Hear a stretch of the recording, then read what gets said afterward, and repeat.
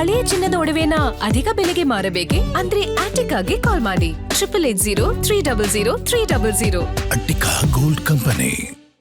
S, ನೀವು ಹೇಳಿದ್ರೆ soap ಎಲ್ಲ ಫ್ರೀ ಕೊಡ್ತೀನಿ ಮತ್ತು ಪ್ಯಾಕೇಜ್ನೆಲ್ಲ ತುಂಬ ಕಡಿಮೆ ಕೊಡ್ತೀನಿ ಅಂತ ಹೇಳಿ, ಹೇಗೆ ಅದು? ಸೊ ನಿಮಗೆ ಪ್ರಾಫಿಟ್ ಅಥವಾ ಹೇಗೆ ವರ್ಕೌಟ್ ಆಗುತ್ತೆ ಏನು ಅಂತ?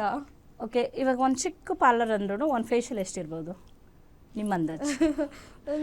3000 4000ವರೆಗೂ ಹೇಳ್ತಾರೆ. ಓಕೆ, ಒಂದು ಚಿಕ್ಕ ಪಾರ್ಲರ್ ಅಂದ್ರೂ ಸ್ಟಾರ್ಟಿಂಗ್ ಫ್ರೂಟ್ ಫೇಶಿಯಲ್ ನನಗೆ ಗೊತ್ತಿರೋಂಗೆ ಒಂದು 550-600 ಇರುತ್ತೆ.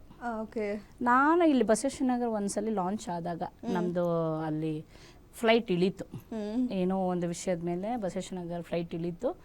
ನಾನು ಈ ದೊಡ್ಡ ದೊಡ್ಡ ಬಿಲ್ಡಿಂಗ್ ಮಧ್ಯದಲ್ಲಿ ನಾನು ಚಿಕ್ಕದೊಂದು ಪುಟಾಣಿದ್ದು ಹೆಂಗಪ್ಪ ರೈಸ್ ಮಾಡೋದು ಅನ್ನೋದೊಂದು ಮೈಂಡಿಗೆ ಬಂತು. ನೋಡಿದೆ, ಕುತ್ಕೊಂಡು ಟಿ ವಿ ನೋಡೋಕೆ ಇಷ್ಟ ಇಲ್ಲ, ಮೊಬೈಲ್ ನೋಡೋಕೆ ಇಷ್ಟ ಇಲ್ಲ, ಕೆಲಸ ಮಾಡಬೇಕು, ದುಡ್ಡು ಮಾಡಬೇಕು, ಸೆಕೆಂಡ್ ಹೆಸ್ರು ಮಾಡಬೇಕು. ರೆಡಿ ಆಯಿತು ಮೈಂಡು. ಇವ್ರ ಮಧ್ಯದಲ್ಲಿ ನನಗೆ ಗೆಲ್ಲಕ್ಕಾಗಲ್ಲ ಅಂತ ಡಿಸೈಡ್ ಆಯಿತು. ಸೆಕೆಂಡ್, ನಾನು ತುಂಬ ಉದ್ದ ಕೂದಲು, ಡೈಲಿ 2 ಮೊಳ ಹೂವು, ಅಂದರೆ ಕೈ ತುಂಬ ಬಳೆ. ಯಾರು ನೋಡಿದ್ರು ನೀನು ಬ್ಯೂಟಿಷಿಯನಾ ಅಂತ ಕೇಳೋರು. ಅದೊಂದು ಥಾಟ್ ನನ್ನ ಮೈಂಡಲ್ಲಿತ್ತು. ಸರಿ, ಆಗಿದ್ದಾಗಲಿ 500 ರುಪೀಸ್ಗೆ 3 ಸರ್ವಿಸ್ ಬಿಟ್ಟೆ, ಏನು ಬೇಕಾದ್ರೂ ಮಾಡಿಸ್ಕೊಳ್ಳಿ ಅಂತ.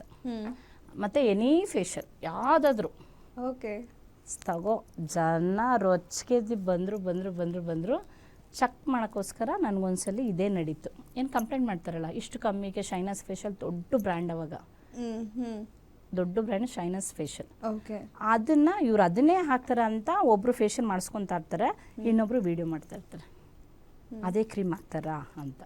ಇದೆಲ್ಲ ಏನಾಯ್ತು, ಹೌದು ಅವಳು ಸತ್ಯ ಅದನ್ನೇ ಮಾಡ್ತಾ ಇದ್ದಾಳೆ ಅಂತ. ಬರೀ ಅವಾಗ ಬಾಡಿಗೆ ಕಮ್ಮಿ ಇತ್ತು.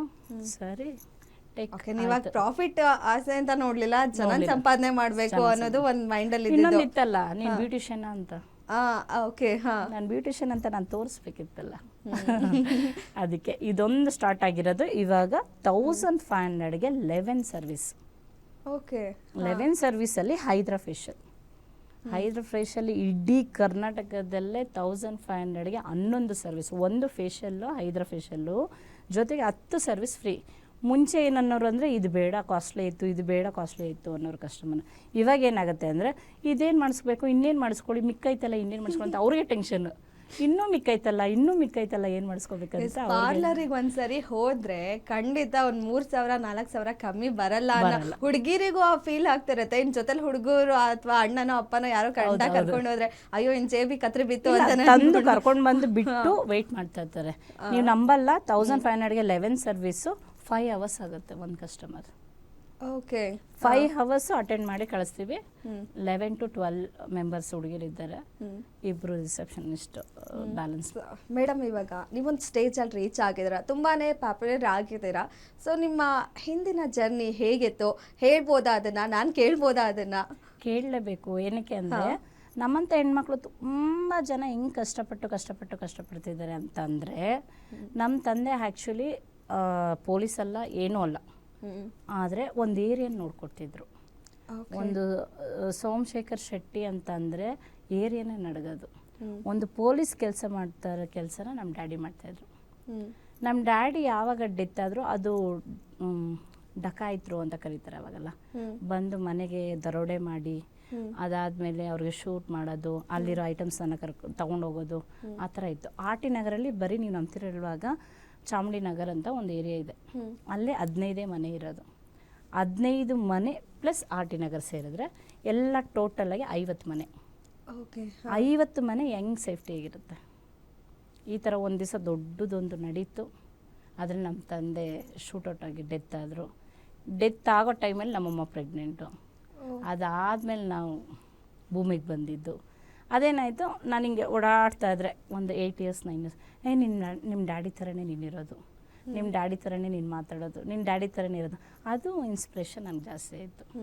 ಎಲ್ಲರೂ ನನ್ನ ಕಿವಿಗೆ ಹಾಕಿ ನಿಮ್ಮ ಡ್ಯಾಡಿ ಥರ ಯಾರೂ ಬರೋಲ್ಲ ಬಿಡು, ನಿಮ್ಮ ಡ್ಯಾಡಿ ಒಂದು ಸಿಂಹ ಥರ, ಆ ಸಿಂಹನೇ ನಾನು, ಮರಿ ಸಿಂಹ. ಅದು ಅದೇ ಪೊಲೀಸ್ ಅಂತ ಒಂದು ಇದು ಬಂತು. ಬಟ್ ಈಗಲೂ ಅಷ್ಟೇ, ನಾನು ಯಾವುದಕ್ಕೂ ಗಿದ್ರೋದು ಏನಿಲ್ಲ. 0 ನಮ್ಮ ಲೈಫ್. ನಮ್ಮ ತಂದೆ ಸತ್ತಾಗ 0 ಇಂದ ಇವಾಗ 100 ರೀಚ್ ಆಗಿದ್ದೀನಿ ಅಂದರೆ ನಮ್ಮ ತಂದೆದು ಒಂದು ಗುಣ, ಒಂದು ಬಂದವ್ರಿಗೆ ಕೈ ಕಾಲಿ ಕಡಿಸ್ಬಾರ್ದು. ಓಕೆ. ಸೆಕೆಂಡ್, ಅವ್ರು ಏನೇ ಕಷ್ಟದಲ್ಲಿರಲಿ ಅವ್ರಿಗೊಂದು ದಾರಿ ಮಾಡಿಕೊಡಿ. ನಾನು ರೋಡಲ್ಲಿ ಒಂದು ಗಾಡೀಲಿ ಇಡ್ಲಿ ಮಾರುವಾಗ ಓಕೆ. ಮಾರ್ತಿದ್ದು ಆಟಿನಗರಲ್ಲಿ, ಮಾಡುವಾಗ ಹಿಂಗೆ ಕಣ್ಣಲ್ಲಿ ನೀರು ಹೋಗೋದು. ಓಕೆ. ಆದ್ರೂ ನಮ್ಮ ಛಲ ಬಿಡಬಾರ್ದು. ಎಸ್, ಹೌದು ಇವತ್ತೇ ಆ ಇಡ್ಲಿದೆ ಇವತ್ತು ನಮ್ಗೆ ಮೇಡಮ್. ತುಂಬಾ ಸಕ್ಸಸ್ಫುಲ್ ಜರ್ನಿ ಇದೆ, ತುಂಬಾ ಜನಕ್ಕೆ ಅದು ಸ್ಫೂರ್ತಿ ಆಗಿದೆ. ಹೌದು, ಹೌದು. ಎಸ್, ಇದೇ 26ನೇ ತಾರೀಕು ಮಮತಾ ಶೆಟ್ಟಿ ಫ್ಯಾಷನ್ ಬೊಟ್ಟಿಕ್ ಬಸವೇಶ್ವರ ನಗರದಲ್ಲಿ ಲಾಂಚ್ ಆಗ್ತಾ ಇದೆ. ಅದರಲ್ಲಿ ಎಷ್ಟೆಲ್ಲ ಸ್ಪೆಷಾಲಿಟಿ ಇದೆ ಅಂತ ನಿಮ್ಗಾಗಲೇ ಕಾರ್ಯಕ್ರಮದಲ್ಲಿ ತಿಳಿಸ್ಕೊಟ್ಟಿದ್ದಾರೆ. ಖಂಡಿತ ಭೇಟಿ ನೀಡಿ ನೀವು ಕೂಡ. ಎಸ್, ಇದಾಗಿತ್ತು ಇವತ್ತಿನ ವಿಶೇಷ ಕಾರ್ಯಕ್ರಮ. ನೋಡ್ತಾ ಇರಿ ಗ್ಯಾರಂಟಿ ನ್ಯೂಸ್, ಸುದ್ದಿ ಖಚಿತ, ನ್ಯಾಯ ನಿಶ್ಚಿತ.